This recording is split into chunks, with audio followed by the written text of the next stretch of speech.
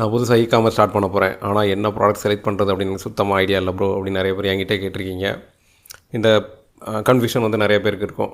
First நம்ம வந்து commerce start பண்ண போகிறோம். என்ன ப்ராடக்ட்டை செலக்ட் பண்ணால் நல்ல சேல் ஆகும், எதுலேருந்து நமக்கு நிறைய ப்ராஃபிட் கிடைக்கும், எதெல்லாம் பண்ணால் நமக்கு லாஸ் வராது, எதெல்லாம் பண்ணால் கரெக்டாக கஸ்டமருக்கு ரீச் ஆகும், நமக்கு எந்த பிரச்சனையும் வராது, இந்த மாதிரியான நிறைய டவுட்ஸ் நிறைய பேருக்கு இருக்கும். ஒரு ப்ராடக்ட் ஆர் சர்வீஸை நம்ம மற்றவங்களுக்கு சேல் பண்ணும்போது நம்ம ரெவன்யூ ஜென்ரேட் பண்ணுறோம், அதான் பிஸ்னஸ்.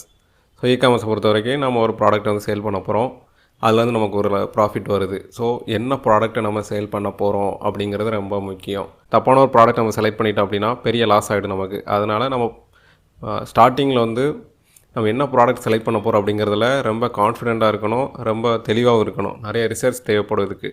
நிறைய பேர் பண்ணுற தப்பு நம்ம பார்த்திங்கன்னா ரிசர்ச்சே பண்ணாமல் மற்றவங்க பண்ணாங்க, அவங்களுக்கு நிறைய ஆர்டர் போச்சு, இல்லை இந்த சைடு பார்த்தேன், இதில் பார்த்தேன், நிறையா இது சேல் ஆகுது, நானும் எடுத்து பண்ணலான்னு ஆரம்பிச்சிட்டேன்ற மாதிரி நிறைய பேர் ஆரம்பிச்சுறாங்க. ப்ராப்பராக ரிசர்ச் பண்ணுறதே இல்லை.